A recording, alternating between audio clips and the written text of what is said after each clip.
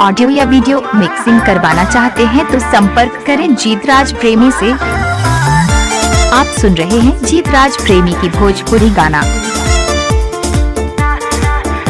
DJ Rahul sound, DJ Vikram sound, DJ Ajit sound. किसी भी काम के लिए साइट बुक करना है तो मंटोली में चले जाइए सीधे विक्रम साउंड के पास या राहुल साउंड के पास।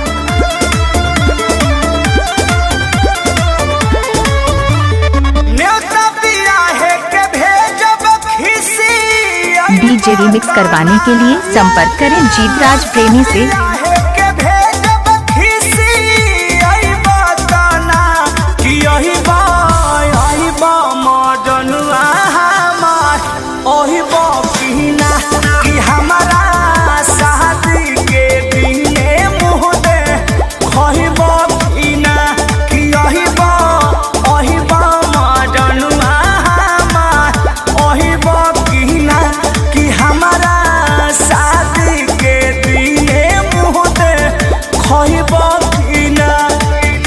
शादी विवाह के लिए साइट बुक करना है तो विक्रम साउंड मलटोली से संपर्क करें। मोबाइल नंबर है 93 0 44 14 63। डीजे रिमिक्स करवाने के लिए संपर्क करें जीतराज प्रेमी से।